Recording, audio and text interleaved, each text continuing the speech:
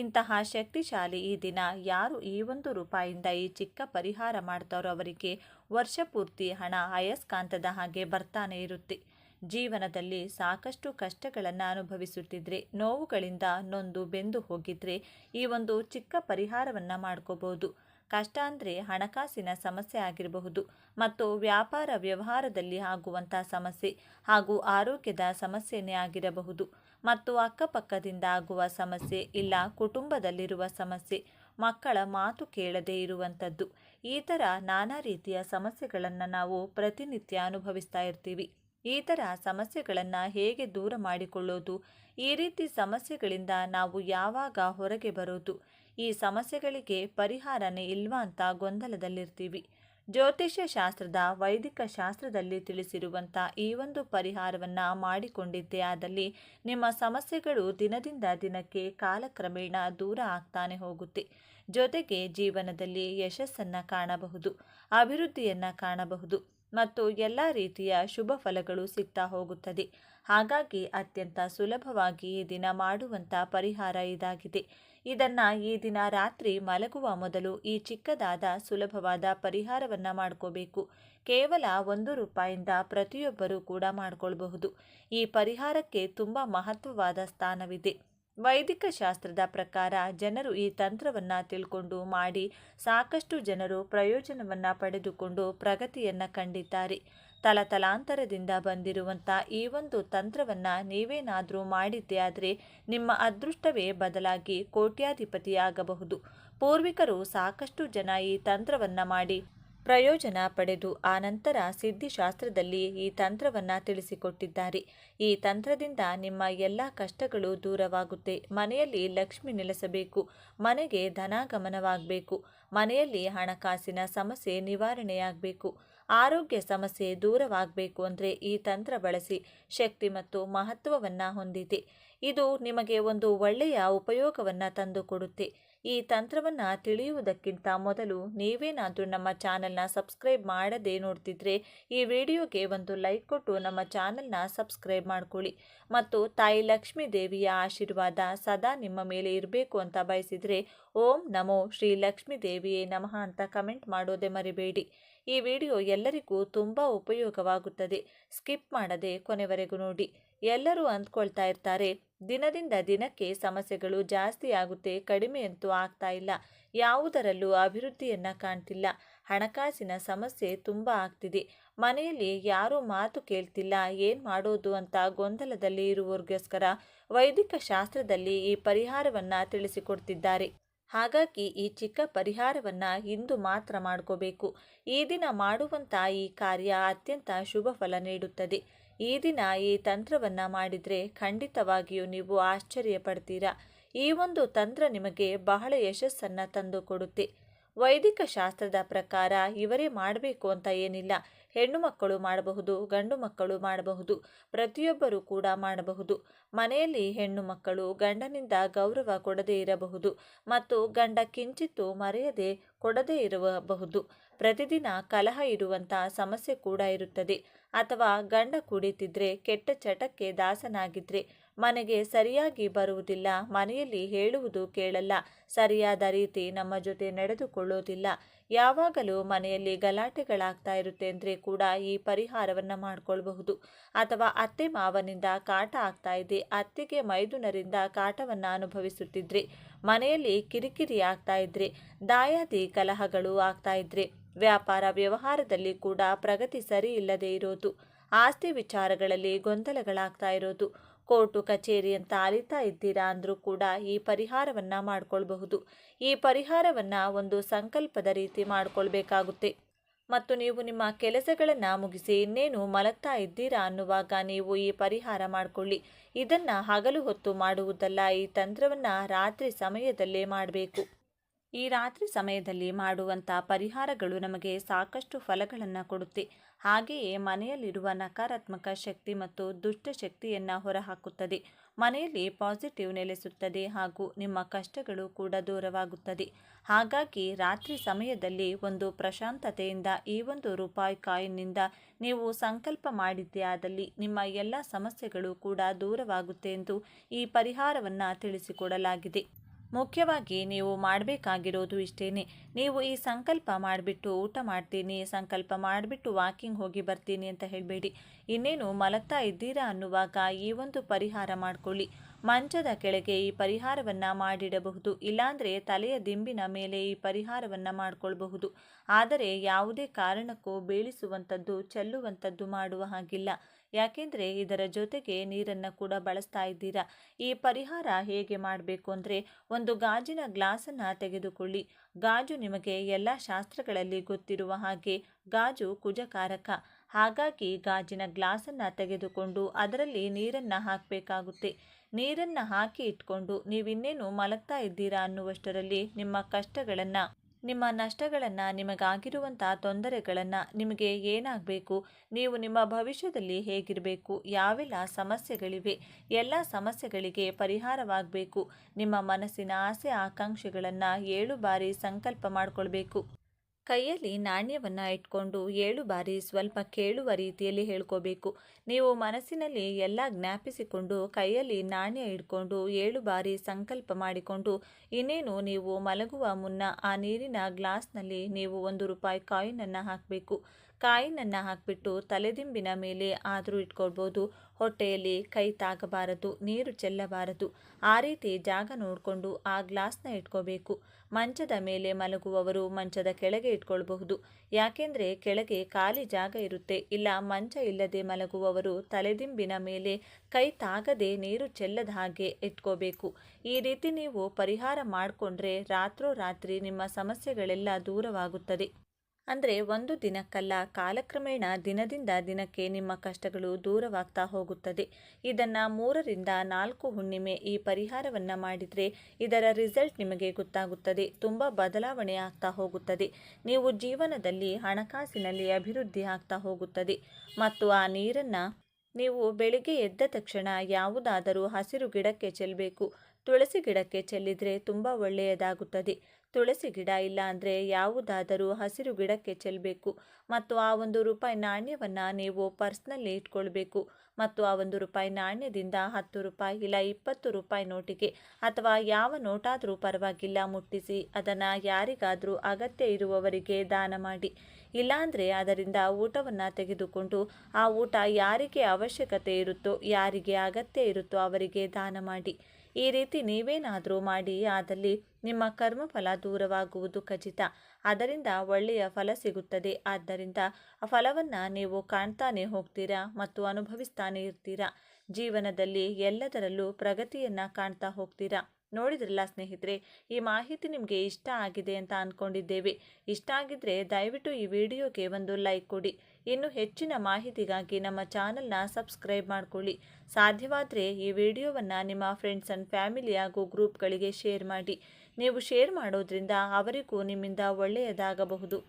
ಈ ದಿನ ಮೃತ್ತಿಕಾ ಸ್ನಾನವನ್ನು ಹೇಗೆ ಮಾಡಬೇಕು, ಈ ದಿನದ ವಿಶೇಷತೆ ಏನು, ವಿಷ್ಣು ದೇವರನ್ನ ಹೇಗೆ ಸ್ಮರಿಸಿದರೆ ಸಕಲ ವಿಜಯಗಳು ಪ್ರಾಪ್ತಿಯಾಗುತ್ತದೆ, ಸರ್ವ ಪಾಪಗಳು ಕಳೆದು ಪುಣ್ಯವನ್ನು ಹೊಂದಲು ನಾವು ಪಾಲಿಸಬೇಕಾದ ನಿಯಮಗಳು ಏನೆಂದು ಇವತ್ತಿನ ಈ ವಿಡಿಯೋದಲ್ಲಿ ಸಂಪೂರ್ಣವಾಗಿ ತಿಳಿಸಿಕೊಡ್ತೀವಿ.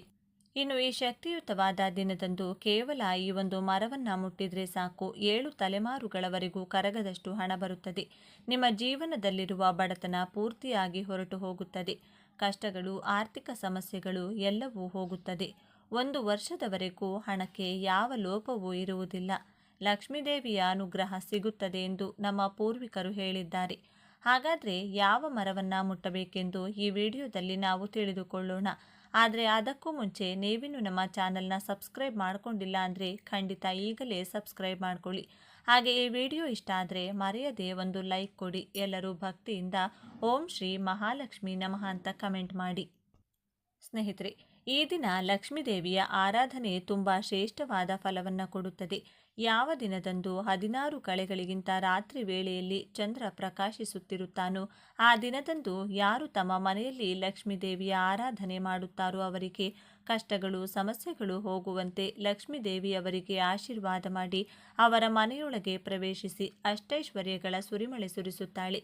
ಹಾಗಾಗಿ ಚಂದ್ರ ಪೂರ್ತಿಯಾಗಿ ಹೊಳೆಯುತ್ತಿರುವಂಥ ಈ ದಿನದಂದು ಮಾತೆ ಲಕ್ಷ್ಮಿಯನ್ನು ಆರಾಧಿಸುವುದು ತುಂಬ ಒಳ್ಳೆಯದು. ಒಂದು ಸಲ ಶ್ರೀ ಮಹಾವಿಷ್ಣು ಮಹಾಲಕ್ಷ್ಮಿಯೊಂದಿಗೆ ಈ ರೀತಿ ಹೇಳಿದ್ದರು, ದೇವಿ, ಈಗ ಕಲಿಯುಗ ಶುರುವಾಗಿದೆ. ಪ್ರತಿ ಮನುಷ್ಯ ಧರ್ಮದ ಮೇಲೆ ಅವಲಂಬಿಸಿರುವುದಿಲ್ಲ, ಕೇವಲ ಹಣದ ಮೇಲೆ ಅವಲಂಬಿಸಿ ಮನುಷ್ಯ ಬದುಕುತ್ತಾನೆ.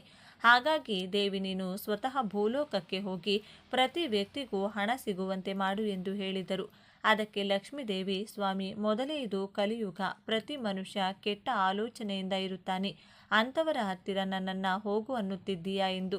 ಇದು ನ್ಯಾಯವಾ? ನಿಮ್ಮ ಪಾದ ಸೇವೆ ಬಿಟ್ಟು ಪ್ರತಿಯೊಬ್ಬರ ಹತ್ತಿರ ನನ್ನನ್ನು ಹೋಗು ಅನ್ನುತ್ತಿದ್ದೀರಿ. ಇದು ಎಷ್ಟರ ಮಟ್ಟಿಗೆ ಸರಿ? ನಾನು ಯಾವ ಪರಿಸ್ಥಿತಿಯಲ್ಲೂ ಹೋಗುವುದಿಲ್ಲ ಅಂದರು. ಲಕ್ಷ್ಮಿ ಆಗ ಮಹಾವಿಷ್ಣು, ದೇವಿ, ಎಲ್ಲರ ಹತ್ತಿರ ನೀನು ಇರುವ ಅಗತ್ಯವಿಲ್ಲ. ಯಾರ ಹತ್ತಿರ ಇರಬೇಕೆಂದು ನಾನು ಹೇಳುತ್ತೇನೆ, ಅಂಥವರ ಹತ್ತಿರ ಮಾತ್ರ ನೀನು ಇರಬೇಕು. ಮೊದಲನೆಯದು ಧರ್ಮವನ್ನು ನಂಬುವವರು ಹಾಗೂ ಪಾಲಿಸುವವರು, ಅವರ ಮೇಲೆ ನಿನ್ನ ಕರುಣೆ ಸದಾ ಇರಬೇಕು. ಎರಡನೆಯದು ಎಲ್ಲ ಸಮಯದಲ್ಲೂ ಸತ್ಯ ನುಡಿಯುವವರು, ಸುಳ್ಳು ಮಾತನಾಡದೆ ಕೇವಲ ಸತ್ಯ ಮಾತ್ರ ಆಡುವ ವ್ಯಕ್ತಿಯ ಹತ್ತಿರ ನೀನಿರಬೇಕು. ಮೂರನೆಯದು ಯಾವಾಗಲೂ ಅವನ ಕುಟುಂಬಕ್ಕಾಗಿ ಮಾತ್ರವಲ್ಲದೆ ಸಕಲ ಜೀವರಾಶಿಗಾಗಿ ಪರಿತಪಿಸುವ ವ್ಯಕ್ತಿಯ ಹತ್ತಿರ ಸದಾ ಕಾಲ ನೀನಿರಬೇಕು. ನಾಲ್ಕನೆಯದು ದೈವ ಕಾರ್ಯಗಳನ್ನು ಮಾಡುವ ವ್ಯಕ್ತಿಯ ಹತ್ತಿರ ನೀನು ಇರಬೇಕು. ಈ 4 ಜನರ ಹತ್ತಿರ ಯಾವ ಸಂದೇಹವೂ ಇಲ್ಲದೆ ನೀನು ಇರಬಹುದು ಅಂದರು ಮಹಾವಿಷ್ಣು. ಆಗ ದೇವಿ, ಸ್ವಾಮಿ, ಮೊದಲು ನೀವು ಎಲ್ಲರ ಹತ್ತಿರವೂ ಹೋಗು ಎಂದು ಹೇಳಿದ್ದೀರಿ, ಅದಕ್ಕೆ ಅರ್ಥವೇನು ಎಂದು ಕೇಳಿದರು. ಆಗ ಮಹಾವಿಷ್ಣು, ದೇವಿ, ನೀನು ಎಲ್ಲರ ಹತ್ತಿರ ಹೋದರೂ ಕೂಡ ಕೆಲಕಾಲ ಮಾತ್ರವೇ ಅವರ ಹತ್ತಿರವಿದ್ದು ಕೊನೆಯಲ್ಲಿ ನಾನು ಹೇಳಿದಂಥ ಈ 4 ಜನರ ಹತ್ತಿರ ಬಂದು ಬಿಡಬೇಕು ಎಂದು ಹೇಳಿದರು. ಆಗ ಮಹಾಲಕ್ಷ್ಮಿ, ಸ್ವಾಮಿ, ಆ ರೀತಿ ಹೇಗೆ ಬಂದು ಬಿಡಲು ಸಾಧ್ಯ ಎಂದು ಕೇಳಿದರು. ಆಗ ಮಹಾವಿಷ್ಣು, ದೇವಿ, ನೀನು 3 ರೀತಿಯಲ್ಲಿ ಅವರಿಂದ ದೂರವಾಗುತ್ತೀಯ. ನಾನು 3ರನ್ನು ನಿನಗೆ ಸಹಾಯಕ್ಕಾಗಿ ಸೃಷ್ಟಿಸುತ್ತೇನೆ. ಮೊದಲನೆಯವನು ಅನಾರೋಗ್ಯ ತರುತ್ತಾನೆ, ಆಗ ಚಿಕಿತ್ಸೆಗಾಗಿ ನಿನ್ನನ್ನು ಅದೇ ವ್ಯಕ್ತಿ ಬೇರೆಯವರಿಗೆ ಕೊಡುತ್ತಾನೆ. ಇದರಿಂದ ನೀನು ಬೇರೆಯವರ ಹತ್ತಿರ ಸುಲಭವಾಗಿ ಹೋಗುತ್ತೀಯ. ಎರಡನೆಯವನು ಸುಳ್ಳು ಹೇಳುವಂತೆ ಮಾಡುತ್ತಾನೆ. 1 ಸುಳ್ಳು ಮುಚ್ಚಿಡಲು 100 ಸುಳ್ಳುಗಳನ್ನು ಹೇಳಬೇಕು.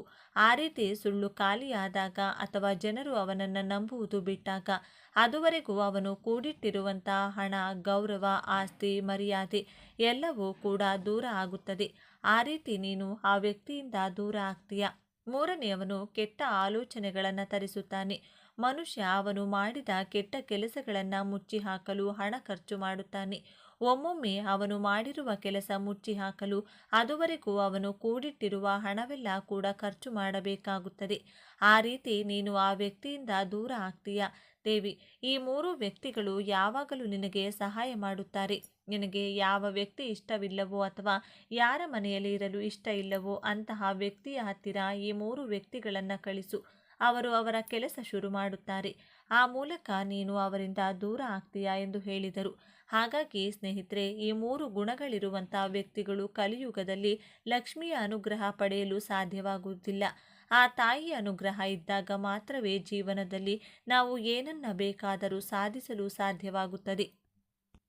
ಒಂದು ಪುಟ್ಟ ಮಗುವಿಗೆ ಎಷ್ಟು ಹಾಲು ಬೇಕು ಅಥವಾ ಎಷ್ಟು ಊಟ ಬೇಕು ಅನ್ನೋದು ಹೆತ್ತ ತಾಯಿಗೆ ಮಾತ್ರ ಗೊತ್ತಿರುತ್ತದೆ. ಅದೇ ರೀತಿ ಲಕ್ಷ್ಮೀದೇವಿಗೆ ಯಾವ ಮನುಷ್ಯನಿಗೆ ಎಷ್ಟು ಹಣ ಬೇಕು, ಎಷ್ಟು ಆಸ್ತಿ ಬೇಕು ಎಂಬುದು ಕೂಡ ಚೆನ್ನಾಗಿ ಗೊತ್ತಿರುತ್ತದೆ. ಅವರವರ ಯೋಗ್ಯತೆಗೆ ತಕ್ಕಷ್ಟು ಹಣವನ್ನು ಮಾತ್ರವೇ ಆಕೆ ಅವರಿಗೆ ಕೊಡುತ್ತಾಳೆ. ಇನ್ನೂ ಹೆಚ್ಚು ಹಣ ಬೇಕು ಅನ್ನುವ ಕೋರಿಕೆ ಇರುವವರು ಮೊದಲು ಒಳ್ಳೆಯ ಆಲೋಚನೆ, ಒಳ್ಳೆಯ ದಾರಿಯಲ್ಲಿ ನಡೆಯುವುದನ್ನು ಕಲಿತುಕೊಳ್ಳಬೇಕು. ಕೆಟ್ಟ ಆಲೋಚನೆ ಇಟ್ಟುಕೊಂಡು 1000 ಪೂಜೆಗಳು ಮಾಡಿದರೂ ಪ್ರಯೋಜನ ಇರುವುದಿಲ್ಲ. ಈ ದಿನದಂದು ಮನೆಯಲ್ಲಿ ವಿಷ್ಣು ದೇವರಿಗೆ ಸಂಬಂಧಿಸಿದ ಚಿತ್ರಪಟ ಅಥವಾ ವಿಗ್ರಹ ಇಟ್ಟು ಶ್ರೀರಾಮಚಂದ್ರ ಹಾಗೂ ವಿಷ್ಣು ದೇವರ ಸ್ಮರಣೆ ಮಾಡುತ್ತಾ ಪುಷ್ಪಗಳನ್ನು ತುಳಸಿ ಮಾಲೆಗಳಿಂದ ಅಲಂಕಾರ ಮಾಡಬೇಕು. 3 ಬತ್ತಿಗಳನ್ನು ಬಿಡಿ ಬಿಡಿಯಾಗಿ ಕೂರಿಸಿ ತುಪ್ಪದಿಂದ ದೀಪಗಳನ್ನು ಬೆಳಗಿಸಬೇಕು. ಏಲಕ್ಕಿ ಮಾಲೆಯನ್ನು ವಿಷ್ಣು ದೇವರಿಗೆ ಅರ್ಪಿಸಿ ಭಕ್ತಿಯಿಂದ ನಮಸ್ಕಾರ ಮಾಡಿಕೊಳ್ಳಬೇಕು. ನಿಮಗೆ ಯಾವುದೇ ಕಷ್ಟಗಳಿದ್ದರೂ ದೂರವಾಗುತ್ತದೆ. ಈ ದಿನ ಸಂಜೆ ಸಮಯದಲ್ಲಿ ತುಳಸಿ ಗಿಡದ ಮುಂದೆ ತುಪ್ಪದ ದೀಪಗಳನ್ನು ಇಟ್ಟು ನಮಸ್ಕಾರ ಮಾಡಿಕೊಳ್ಳಿ. ಕಂಕಣ ಭಾಗ್ಯ, ಸಂತಾನ ಭಾಗ್ಯ, ಮಕ್ಕಳ ಏಳಿಗೆ, ನಿಮ್ಮ ಹಣದ ಕೋರಿಕೆ, ಸಕಲ ದೋಷಗಳು ದೂರವಾಗಿ ಈ ದಿನ ಆಚರಿಸಿದ ಫಲದಿಂದ ಆ ಭಗವಂತನ ಪರಿಪೂರ್ಣ ಅನುಗ್ರಹ ಪ್ರಾಪ್ತಿಯಾಗುತ್ತದೆ. ಇನ್ನು ಅತಿ ಮುಖ್ಯವಾಗಿ ಮೃತ್ತಿಕಾ ಸ್ನಾನವನ್ನು ಈ ದಿನ ಹೇಗೆ ಮಾಡಬೇಕು ಅಂತ ನೋಡೋದಾದರೆ, ಸ್ವಲ್ಪ ಎಳ್ಳಿನ ಪುಡಿ, ಸ್ವಲ್ಪ ಹಸುವಿನ ಸಗಣಿ ಹಾಗೂ ಸ್ವಲ್ಪ ಮಣ್ಣನ್ನು ಈ 3 ಮಿಶ್ರಣವನ್ನು ಮಾಡಿ ದೇಹಕ್ಕೆ ಹಚ್ಚಿಕೊಂಡು ನಂತರ ಸ್ನಾನವನ್ನು ಮಾಡಬೇಕು. ಇದನ್ನೇ ಮೃತ್ತಿಕಾ ಸ್ನಾನ ಅಂತ ಕರೆಯುತ್ತಾರೆ. ಯಾರು ಈ ದಿನ ಮೃತ್ತಿಕಾ ಸ್ನಾನವನ್ನು ಈ ವಿಧವಾಗಿ ಆಚರಿಸುತ್ತಾರೋ, ಸ್ನಾನವನ್ನು ಮಾಡುತ್ತಾರೋ ಅವರಿಗೆ ಜೀವನದಲ್ಲಿ ಸೋಲು ಎನ್ನುವುದೇ ಇರುವುದಿಲ್ಲ. ಎಲ್ಲ ರಂಗದಲ್ಲೂ ವಿಜಯಗಳು ಪ್ರಾಪ್ತಿಯಾಗುತ್ತದೆ. ಸಾಕ್ಷಾತ್ ವಿಷ್ಣುದೇವರ ಅನುಗ್ರಹದ ಜೊತೆಗೆ ಲಕ್ಷ್ಮೀದೇವಿಯ ಕೃಪೆ ಕೂಡ ಪ್ರಾಪ್ತಿಯಾಗುತ್ತದೆ. ಇನ್ನು ಈ ದಿನ ನಾವು ಮುಟ್ಟಬೇಕಾಗಿರುವಂಥ ಮರ ಬೇವು. ನಮ್ಮ ಹಿಂದೂ ಧರ್ಮದಲ್ಲಿ ಬೇವಿನ ಮರಕ್ಕೆ ಎಷ್ಟು ಪ್ರಾಮುಖ್ಯತೆ ಇದೆ. ಆ ಮರದಲ್ಲಿ ತ್ರಿದೇವಿಗಳಾದ ಲಕ್ಷ್ಮಿ, ಸರಸ್ವತಿ, ಪಾರ್ವತಿ ನೆಲೆಸಿರುತ್ತಾರೆ. ಪ್ರತಿದಿನ ಎದ್ದ ತಕ್ಷಣ ಬೇವಿನ ಮರ ನೋಡಿದರೆ ಆ ದಿನವೆಲ್ಲ ಶುಭ ನಡೆಯುತ್ತದೆ. ಪ್ರತಿದಿನ ಬೇವಿನ ಮರಕ್ಕೆ ನೀರು ಹಾಕಿ ಪೂಜೆ ಮಾಡಿದರೆ ತ್ರಿದೇವಿಗಳ ಆಶೀರ್ವಾದ ಸಿಗುತ್ತದೆ. ಈ ದಿನ ಒಂದು ಚೊಂಬಿನ ತುಂಬ ನೀರನ್ನು ಬೇವಿನ ಮರಕ್ಕೆ ಹಾಕಿ ಭಕ್ತಿಯಿಂದ ಪೂಜೆ ಮಾಡಿ 11 ಸಲ ಮರ ಮುಟ್ಟಿ ನಮಸ್ಕಾರ ಮಾಡಿಕೊಳ್ಳಿ. ಆ ರೀತಿ ನೀವು ಮರವನ್ನು ಮುಟ್ಟುವಾಗ ನಿಮ್ಮ ಮನಸ್ಸಿನಲ್ಲಿರುವ ಕೋರಿಕೆಯನ್ನು ಹೇಳಿಕೊಂಡ್ರೆ ಬೇಗನೆ ಆ ಕೋರಿಕೆ ನೆರವೇರುತ್ತದೆ. ಬಳಿಕ ಸ್ವಲ್ಪ ಹೊತ್ತು ಮರದ ಕೆಳಗೆ ಕುಳಿತುಕೊಂಡು ಅದರ ನಂತರ ಮನೆಗೆ ಹೋಗಿ. ಇನ್ನು ದೇವರು ಶಿವ ಭೋಲಾಶಂಕರನಿಗೆ ಅಭಿಷೇಕ ಮಾಡಿಸುವುದರಿಂದ ಪರಿಪೂರ್ಣ ಜ್ಞಾನ ಮತ್ತು ದೈವಾನುಗ್ರಹವನ್ನು ಪಡೆಯಬಹುದು ಎಂದು ಪುರಾಣಗಳು ಹೇಳುತ್ತವೆ. ಅಭಿಷೇಕದ ಸಮಯದಲ್ಲಿ ದೈವ ವಿಗ್ರಹಗಳಿಂದ ಅತ್ಯಂತ ಅಮೂಲ್ಯವಾದ ಶಕ್ತಿಗಳು ಹೊರಹೊಮ್ಮುತ್ತವೆ. ಅಭಿಷೇಕಗಳೆಂದರೆ ದೇವತೆಗಳು ಪ್ರೀತಿ ಮಾಡುತ್ತಾರೆ. ಅಭಿಷೇಕ ಪ್ರಿಯ ಶಿವ. ಆದ್ದರಿಂದ ಶಿವನಿಗೆ ಅಭಿಷೇಕ ಮಾಡಿಸುವುದರಿಂದ ವಿಶೇಷ ಫಲಿತಾಂಶಗಳನ್ನು ಪಡೆಯಬಹುದು. ಸಾಮಾನ್ಯವಾಗಿ ಶಿವನನ್ನ ನೀರು ಅಥವಾ ಹಾಲಿನಿಂದ ಅಭಿಷೇಕ ಮಾಡುತ್ತಾರೆ. ದ್ರವ್ಯದಿಂದ ಅಭಿಷೇಕ ಮಾಡಿದರೂ ಫಲಿತಾಂಶ ಒಂದೇ ಆಗುತ್ತದೆ ಎಂದು ಭಾವಿಸುತ್ತಾರೆ. ಆದರೆ ಮಹರ್ಷಿಗಳು ಆಯ್ಕೆ ಮಾಡಿದ ಪ್ರತಿಯೊಂದು ದ್ರವ್ಯದಿಂದ ಅಭಿಷೇಕ ಮಾಡೋದ್ರಿಂದ ಒಂದೊಂದು ಫಲಿತಾಂಶ ಸಿಗುತ್ತದೆ ಎಂದು ಹೇಳಲಾಗುತ್ತದೆ. ಶಿವನಿಗೆ ಕೆಲವು ಪದಾರ್ಥಗಳಿಂದ ಅಭಿಷೇಕ ಮಾಡಿಸಿದರೆ ನಿಮ್ಮ ಆಸೆಗಳು ಈಡೇರುತ್ತವೆ. ಮೊದಲಿಗೆ ಅರಿಶಿನ ಪುಡಿಯಿಂದ ಶಿವನಿಗೆ ಅಭಿಷೇಕ ಮಾಡಿಸಿದರೆ ಸರ್ಕಾರಿ ಅಧಿಕಾರಿಗಳಿಂದ ಸಕಾರಾತ್ಮಕ ಪ್ರಕ್ರಿಯೆ ಸಿಗುತ್ತದೆ, ದೈವಾನುಗ್ರಹ ಸಿಗುತ್ತದೆ, ದೋಷಗಳು ನಿವಾರಣೆಯಾಗುತ್ತವೆ. ಅಕ್ಕಿ ಹಿಟ್ಟಿನಿಂದ ಅಭಿಷೇಕ ಮಾಡಿಸಿದರೆ ಸಾಲದ ಬಾಧೆಗಳು ನಿವಾರಣೆಯಾಗುತ್ತವೆ. ಪಂಚಾಮೃತದಿಂದ ಶಿವನಿಗೆ ಅಭಿಷೇಕ ಮಾಡಿಸೋದ್ರಿಂದ ಅಷ್ಟೈಶ್ವರ್ಯಗಳು ಪ್ರಾಪ್ತಿಯಾಗುತ್ತದೆ. ತುಪ್ಪದಿಂದ ಶಿವಾಭಿಷೇಕ ಮಾಡಿದರೆ ಮೋಕ್ಷ ಸಿಗುತ್ತದೆ. ಹಾಲಿನಿಂದ ಪರಮಾತ್ಮನಿಗೆ ಅಭಿಷೇಕ ಮಾಡಿಸಿದರೆ ಆಯುಷ್ಯ ಹೆಚ್ಚುತ್ತದೆ. ಮೊಸರಿನಿಂದ ಶಿವಾಭಿಷೇಕ ಮಾಡುವುದರಿಂದ ಸಂತಾನ ಪ್ರಾಪ್ತಿಯಾಗುತ್ತದೆ. ಹಣ್ಣಿನ ರಸದಿಂದ ಶಿವಾಭಿಷೇಕ ಮಾಡಿದರೆ ಆರೋಗ್ಯ ಸಿಗುತ್ತದೆ, ಅನಾರೋಗ್ಯಗಳು ಮಾಯವಾಗುತ್ತವೆ. ಕಬ್ಬಿನ ರಸದಿಂದ ಶಿವಾಭಿಷೇಕ ಮಾಡಿಸಿದರೆ ಆಯುಷ್ಯದ ಜೊತೆಗೆ ಸಂಪೂರ್ಣ ಆರೋಗ್ಯ ಲಭಿಸುತ್ತದೆ. ನಿಂಬೆ ರಸದಿಂದ ಶಿವಾಭಿಷೇಕ ಮಾಡಿದರೆ ಶತ್ರು ಭಯ ಇರುವುದಿಲ್ಲ. ತೆಂಗಿನ ನೀರಿನಿಂದ ಶಿವಾಭಿಷೇಕ ಮಾಡಿದರೆ ಉನ್ನತ ಪದವಿಗಳು, ಸ್ಥಾನಮಾನ, ಗೌರವ, ಕೀರ್ತಿ ಲಭಿಸುತ್ತದೆ. ನೆಲ್ಲಿಕಾಯಿ ಪುಡಿಯಿಂದ ಶಿವಾಭಿಷೇಕ ಮಾಡಿಸಿದರೆ ರೋಗಗಳು ಮಾಯವಾಗುತ್ತವೆ. ಪನ್ನೀರಿನಿಂದ ಶಿವಾಭಿಷೇಕ ಮಾಡಿದರೆ ಸಂತೋಷದ ಜೀವನ ಪ್ರಾಪ್ತಿಯಾಗುತ್ತದೆ. ಚಂದನದಿಂದ ಶಿವಾಭಿಷೇಕ ಮಾಡೋದ್ರಿಂದ ಕೀರ್ತಿ ಪ್ರತಿಷ್ಠೆಗಳು ಹೆಚ್ಚುತ್ತವೆ. ನೀರಿನಿಂದ ಶಿವಾಭಿಷೇಕ ಮಾಡಿದರೆ ಕಳೆದು ಹೋದ ದ್ರವ್ಯವನ್ನು ಮತ್ತೆ ಪಡೆಯಬಹುದು. ಮೊಸರಿನಿಂದ ಅಭಿಷೇಕ ಮಾಡಿದರೆ ಬಲ, ಆರೋಗ್ಯ ವೃದ್ಧಿಸುತ್ತದೆ, ಮಹಾಪಾಪಗಳು ನಾಶವಾಗುತ್ತವೆ. ಅದೇ ರೀತಿ ಅನ್ನಾಭಿಷೇಕದಿಂದ ಯಾವುದೇ ತೊಂದರೆಗಳು ಇರುವುದಿಲ್ಲ, ಸಕಲ ಸಂತೋಷಗಳು ಲಭಿಸುತ್ತವೆ. ಜೇನುತುಪ್ಪದಿಂದ ಶಿವನಿಗೆ ಅಭಿಷೇಕ ಮಾಡಿಸಿದರೆ ಅದ್ಭುತವಾದ ಪಾತ್ರವನ್ನು ಪಡೆಯುತ್ತಾರೆ ಎಂದು ಆಧ್ಯಾತ್ಮಿಕ ಹಿರಿಯರು ಹೇಳುತ್ತಾರೆ. ಈ ವಿಡಿಯೋ ನಿಮಗೆ ಇಷ್ಟ ಆದರೆ ಲೈಕ್ ಮಾಡಿ, ಶೇರ್ ಮಾಡಿ. ಇಂಥ ಹೆಚ್ಚಿನ ಉತ್ತಮ ಮಾಹಿತಿಗಳಿಗಾಗಿ ತಪ್ಪದೇ ನಮ್ಮ ಚಾನಲ್ನ ಸಬ್ಸ್ಕ್ರೈಬ್ ಮಾಡಿಕೊಳ್ಳಿ. ಇದೇ ತಿಂಗಳು ಅಂದರೆ 2026 ಜೂನ್ 29ರಂದು ಶಕ್ತಿಶಾಲಿ ಕಾರ ಹುಣ್ಣಿಮೆ ಬಂದಿದೆ. ಈ ದಿನದ ವಿಶೇಷತೆ ಏನು? ಅಕ್ಕಿ ಹಾಗೂ ಹಾಲಿನಿಂದ ಯಾವ ಕೆಲಸ ಮಾಡಿದರೆ ನಿಮ್ಮ ಗಂಡನ ಆಯಸ್ಸು ವೃದ್ಧಿಯಾಗುತ್ತದೆ? ಗಂಡ ಮಾಡುವ ಪ್ರತಿ ಕೆಲಸದಲ್ಲೂ ಜಯ ಸಿಗುತ್ತದೆ. ಮುಂದೆ ಬರುವ ಹಣ, ಆಸ್ತಿ, ಐಶ್ವರ್ಯ ಹುಡುಕಿ ಬರುತ್ತದೆ ಎಂದು ಇವತ್ತಿನ ಈ ವಿಡಿಯೋದಲ್ಲಿ ತಿಳಿಸಿಕೊಡ್ತೀವಿ. ಬನ್ನಿ, ಮೊದಲನೆಯದಾಗಿ ಈ ದಿನ ಬೆಳಿಗ್ಗೆ ಬೇಗನೆ ಎದ್ದು ಸ್ನಾನ ಮಡಿಗಳನ್ನು ಮಾಡಿಕೊಂಡು ನಿಮ್ಮ ಮನೆಯಲ್ಲಿರುವ ಶಿವನ ಚಿತ್ರಪಟಕ್ಕೆ ಈ ವಿಧವಾಗಿ ಪೂಜಿಸಬೇಕು. ಇದರಿಂದ ನಿಮಗಿರುವಂತಹ ಮಾಟಮಂತ್ರ ದೋಷಗಳು, ಅನಾರೋಗ್ಯದ ಸಮಸ್ಯೆಗಳು, ಶತ್ರು ಬಾಧೆಗಳು, ಮಾನಸಿಕ ವ್ಯಥೆಗಳು, ಹಣಕಾಸಿನ ಕಷ್ಟಗಳು, ಋಣಬಾಧೆಗಳು ತೀರಿ ವರ್ಷ ಪೂರ್ತಿ ಅದೃಷ್ಟ ಲಭಿಸುತ್ತದೆ. ಈ ದಿನ ಶಿವನ ಅವತಾರವಾದ ನಟರಾಜನ ರೂಪವನ್ನು ಪೂಜಿಸಬೇಕು. ಆದರೆ ಪ್ರತಿಯೊಬ್ಬರ ಮನೆಯಲ್ಲಿಯೂ ನಟರಾಜನ ಫೋಟೋ ಅಥವಾ ವಿಗ್ರಹ ಇರೋದಿಲ್ಲ. ಆದ್ದರಿಂದ ನಿಮ್ಮ ಮನೆಗಳಲ್ಲಿಯೇ ಇರುವಂತಹ ಶಿವನ ಚಿತ್ರಪಟ ಅಥವಾ ಶಿವ ಪಾರ್ವತಿಯರ ಫೋಟೋಗೆ ವಿವಿಧ ಪುಷ್ಪಗಳಿಂದ ಅಲಂಕಾರ ಮಾಡಿ ನಟರಾಜನ ರೂಪವನ್ನು ನಿಮ್ಮ ಮನಸ್ಸಿನಲ್ಲಿಯೇ ಸ್ಮರಿಸಿಕೊಳ್ಳಬೇಕು. ಅಕ್ಕಿ ಪಾಯಸವನ್ನು ನಿಮ್ಮ ಕೈನಿಂದ ತಯಾರಿಸಿ ಮನೆಯಲ್ಲಿನ ಎಲ್ಲ ಸಮಸ್ಯೆಗಳು ಈ ದಿನದಂದು ಅಂತ್ಯವಾಗಬೇಕು. ಸಂಕಲ್ಪ ಮಾಡಿಕೊಂಡು ಶಿವನಿಗೆ ನೈವೇದ್ಯವಾಗಿ ಅರ್ಪಿಸಿದ್ದೇ ಆದಲ್ಲಿ ನಿಮ್ಮ ಮನೆಯಲ್ಲಿ ಈ ಆಗುವ ಚಮತ್ಕಾರಗಳು ನಿಮ್ಮ ಕಣ್ಣಾರೆ ನೋಡಬಹುದು. ಇಷ್ಟು ದಿನ ನೀವು ಪಡುತ್ತಿದ್ದಂತಹ ಕಷ್ಟಗಳು ಕ್ರಮಕ್ರಮವಾಗಿ ದೂರವಾಗುತ್ತದೆ. ಜೀವನ ಎಲ್ಲಿಗೆ ನಿಂತಿತ್ತು ಅಲ್ಲಿಂದ ಏಳಿಗೆಯಾಗಲು ಆರಂಭವಾಗುತ್ತದೆ. ಇನ್ನು ನಮ್ಮ ಕೈನಲ್ಲಿ ಏನೂ ಕೂಡ ಸಾಧ್ಯವಿಲ್ಲ, ನಮ್ಮ ಜೀವನ ಇಲ್ಲಿಗೆ ಅಂತ್ಯವಾಯಿತು ಎಂದು ಯೋಚಿಸುವವರ ಬಾಳಿನಲ್ಲಿಯೂ ಒಂದೊಂದೇ ಪವಾಡಗಳು ನಡೆಯಲು ಶುರುವಾಗುತ್ತದೆ. ಮನೆಯಲ್ಲಿ ಶಿವಲಿಂಗ ಇದ್ದು ನಿಮಗೆ ಶಕ್ತಿ ಇದ್ದರೆ ಪಂಚಾಮೃತ ಅಭಿಷೇಕ ಮಾಡಿ, ಅಕ್ಕಿ ಹಿಟ್ಟಿನಿಂದ ಅಭಿಷೇಕ ಮಾಡಿ, ಮೊಸರಿನಿಂದ ಅಭಿಷೇಕ ಮಾಡಿ, ಶುದ್ಧ ಜಲದಿಂದ ಅಭಿಷೇಕ ಮಾಡಿ, ಶಿವನ ಪಕ್ಕದಲ್ಲಿ ವಿಭೂತಿಯನ್ನು ಇಟ್ಟು ಪೂಜೆಯ ನಂತರ ಆ ವಿಭೂತಿಯನ್ನು ಹಣೆಗೆ ಧರಿಸಿ. ನಟರಾಜ ಮಹಾಶಿವನ ಅನುಗ್ರಹ ಈ ಪೂಜೆಯಿಂದ ನಿಮಗೆ ಪ್ರಾಪ್ತಿಯಾಗುತ್ತದೆ. ಪೂಜೆಯ ಬಳಿಕ ದೇವರ ಮುಂದೆ ಇಟ್ಟಿದ್ದ ಅಕ್ಕಿ ಪಾಯಸದ ನೈವೇದ್ಯವನ್ನು ಪ್ರಸಾದದ ರೂಪದಲ್ಲಿ ಮನೆಯ ಸದಸ್ಯರು ಸ್ವೀಕರಿಸಬೇಕು. ಮತ್ತಷ್ಟು ಶಕ್ತಿ ಇದ್ದರೆ ಶಿವನ ದೇಗುಲಕ್ಕೆ ತೆರಳಿ ಶಿವನ ದರ್ಶನ ಮಾಡಿ ನೀವು ತಯಾರಿಸಿದ ಅಕ್ಕಿ ಪಾಯಸವನ್ನು ಬಂದಂತಹ ಭಕ್ತರಿಗೆ ನಿಮ್ಮ ಕೈನಿಂದ ಹಂಚಿ, ಮದುವೆಯಾದವರು ಮನೆ ಯಜಮಾನ ಅಂದರೆ ನಿಮ್ಮ ಪತಿಯ ಯಶಸ್ಸಿಗಾಗಿ ಬೇಡಿಕೊಂಡು ಈ ಕೆಲಸ ಮಾಡಿ. ಮದುವೆ ಆಗದ ಹೆಣ್ಣು ಮಕ್ಕಳಿದ್ರೆ ಉತ್ತಮ ವರ ಸಿಗಲೆಂದು ಅಕ್ಕಿ ಪಾಯಸವನ್ನು ಶಿವನಿಗೆ ನೈವೇದ್ಯವಾಗಿಟ್ಟು ಬೇಡಿಕೊಳ್ಳಿ. ಇದು ಈ ದಿನ ಮಾಡಬೇಕಾದ ಮೊದಲ ಕೆಲಸ. ಇನ್ನು ಎರಡನೆಯದಾಗಿ ಸಾಕ್ಷಾತ್ ಲಲಿತಾ ದೇವಿಯನ್ನ ನೆನೆದು ಈ ದಿನ ರಾತ್ರಿ ಸಮಯ ಈ ಕೆಲಸವನ್ನು ಪ್ರತಿಯೊಬ್ಬರೂ ಮಾಡಬೇಕು. ಬೆಳಕಿನಲ್ಲಿ ಕುಳಿತು ಲಲಿತಾ ಸಹಸ್ರನಾಮ ಪಾರಾಯಣ ಮಾಡಬೇಕು. ಒಂದು ಬಟ್ಟಲು ಅಥವಾ ಲೋಟದ ತುಂಬ ಹಸುವಿನ ಹಾಲನ್ನು ಹಿಡಿದು, ಅಮ್ಮ ಲಲಿತಾದೇವಿ, ನನ್ನ ಬದುಕಿನಲ್ಲಿ ಯಾವ ಆಸೆಗಳೂ ಇಲ್ಲ, ನನ್ನ ಜೀವನ ಕೊನೆಯ ಹಂತಕ್ಕೆ ಬಂದು ನಿಂತಿದೆ, ನನಗಿರುವ ಸಾಲಗಳು ತೀರಿ ಬರುವ ಸಂಬಳದಲ್ಲಿ ನೆಮ್ಮದಿಯ ಜೀವನ, ಉತ್ತಮ ಆರೋಗ್ಯ ಸಿಗಬೇಕು, ಶತ್ರುಗಳಿಂದ ಆಗುವ ತೊಂದರೆಗಳು ನಿಂತು ಹೋಗಬೇಕು, ಇದೊಂದಾದರೆ ನನಗಿರುವ ಮುಕ್ಕಾಲು ಭಾಗ ತೊಂದರೆಗಳು ಕಳೆದಂತೆಯೇ. ಹೀಗೆ ನಿಮ್ಮ ಕಷ್ಟಕ್ಕೆ ಅನುಗುಣವಾಗಿ ಪ್ರಾರ್ಥನೆ ಮಾಡಿಕೊಂಡು ಚಂದ್ರನನ್ನೇ ನೋಡುತ್ತಾ ಆ ಚಂದ್ರನನ್ನೇ ಲಲಿತಾದೇವಿಯ ಸ್ವರೂಪವಾಗಿ ಭಾವಿಸುತ್ತಾ ಬೇಡಿಕೊಳ್ಳಬೇಕು.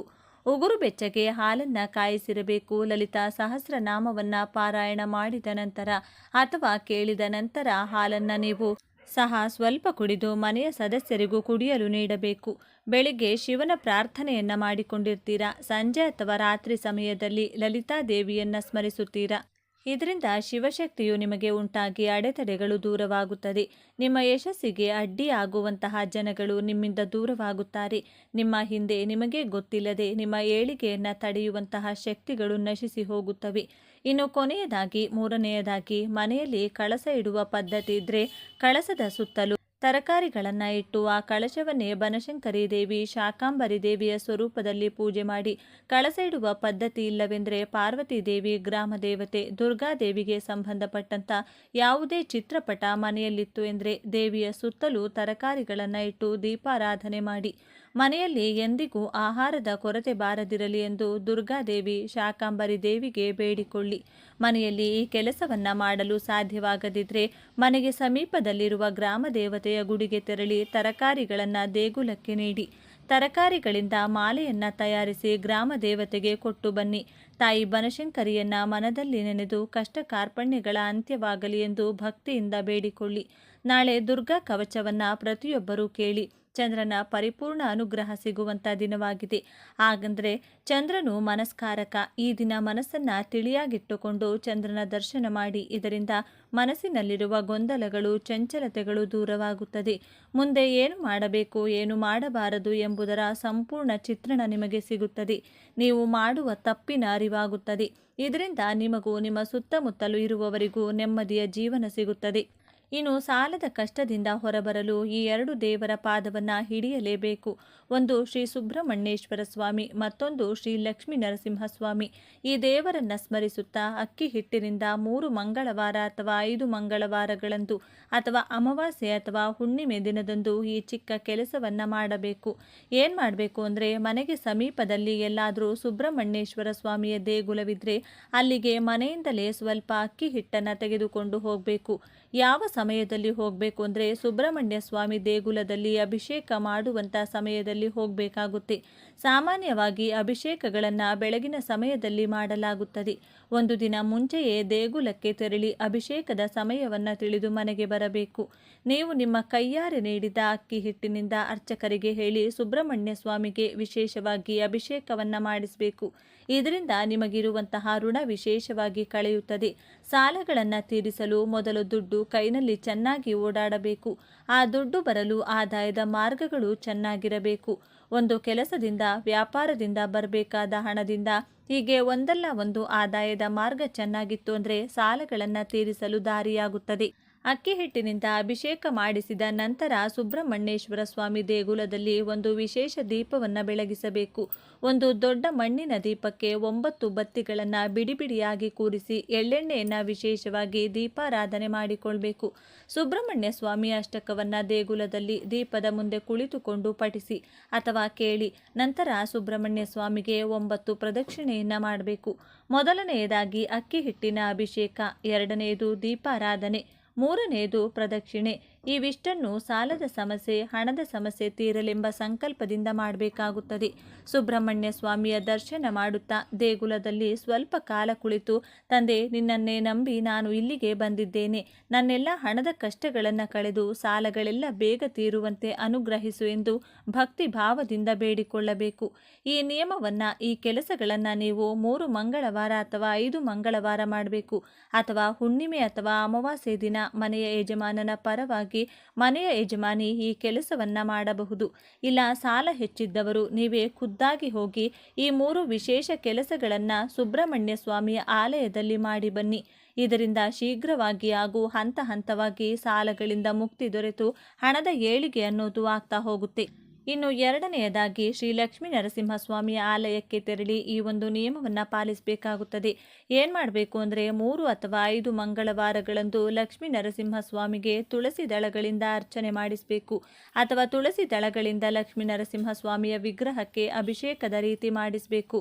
ತುಳಸಿ ಮಾಲೆಯನ್ನು ನರಸಿಂಹಸ್ವಾಮಿಗೆ ನಿಮ್ಮ ಕೈಯಾರೆ ನೀಡಿ 9 ಪ್ರದಕ್ಷಿಣೆಯನ್ನು ಮಾಡಿಕೊಳ್ಬೇಕು.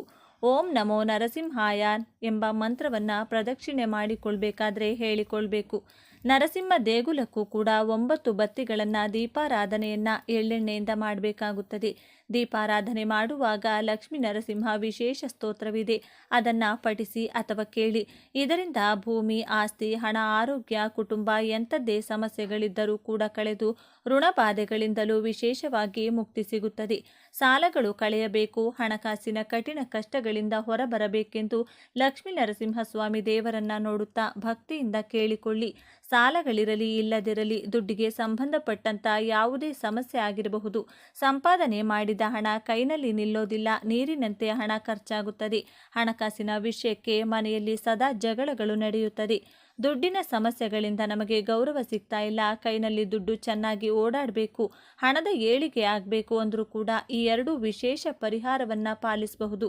ಸಾಧ್ಯವಾಗುತ್ತದೆ ಅಂದರೆ ಸುಬ್ರಹ್ಮಣ್ಯ ಸ್ವಾಮಿಗೆ ಅಕ್ಕಿ ಹಿಟ್ಟಿನಿಂದ ಅಭಿಷೇಕವನ್ನು 5 ಮಂಗಳವಾರ ಮಾಡಿಸಿ. ಇಲ್ಲ ಸುಬ್ರಹ್ಮಣ್ಯ ಸ್ವಾಮಿ ಹಾಗೂ ಲಕ್ಷ್ಮೀ ನರಸಿಂಹಸ್ವಾಮಿ ಇಬ್ಬರಿಗೂ ಒಂದೇ ದಿನದಂದು ಅಭಿಷೇಕ ಹಾಗೂ ತುಳಸಿಯ ಅರ್ಚನೆಯನ್ನು ಮಾಡಿಸ್ತೀವಿ ಅಂದರೆ ಅದನ್ನು ಕೂಡ ಮಾಡಬಹುದು. ದುರ್ಗಾ ಮಾತೆಗೆ ಅಂದರೆ ಗ್ರಾಮ ದೇವತೆಗೆ ಮೊಸರನ್ನವನ್ನು ಕೂಡ ನೈವೇದ್ಯವಾಗಿ ಅರ್ಪಿಸಬಹುದು. ನೋಡಿದ್ರಲ್ಲ, ಈ ದಿನ ಯಾವೆಲ್ಲ ವಿಧಿವಿಧಾನಗಳನ್ನು ಪಾಲಿಸಿದರೆ ಜೀವನದಲ್ಲಿ ಏಳಿಗೆಯನ್ನು ಕಾಣಬಹುದು ಅಂತ ಇವತ್ತಿನ ಈ ವಿಡಿಯೋದಲ್ಲಿ ತಿಳಿಸಿಕೊಟ್ಟಿದ್ದೇವೆ. ಈ ಮಾಹಿತಿ ನಿಮಗೆ ಇಷ್ಟವಾದರೆ ತಪ್ಪದೆ ಜೈ ದುರ್ಗಾ ಮಾತೆ, ಜೈ ಶಿವ ಎಂದು ಬರೆದು ಈ ವಿಡಿಯೋನ ಪ್ರತಿಯೊಬ್ಬರಿಗೂ ಶೇರ್ ಮಾಡಿ. ವಿಡಿಯೋಗೆ ಒಂದು ಲೈಕನ್ನು ಕೊಡಿ. ಮುಂದಿನ ಬಾರಿ ಮತ್ತೊಂದು ವಿಶೇಷ ದೈವ ಮಾಹಿತಿಯೊಂದಿಗೆ ನಮ್ಮ ಚಾನೆಲ್ ಮೂಲಕ ಭೇಟಿಯಾಗೋಣ. ಧನ್ಯವಾದಗಳು ಸ್ನೇಹಿತರೆ.